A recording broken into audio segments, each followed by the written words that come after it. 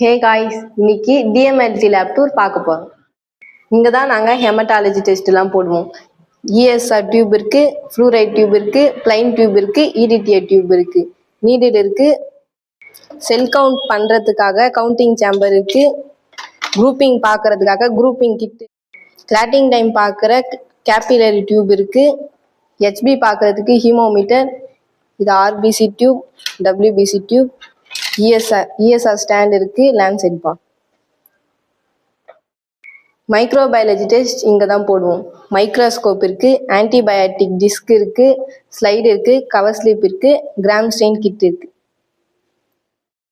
Biochemistry test போடுறதுக்காக ரியேஜென்ட்லாம் இங்கே தான் இருக்கு.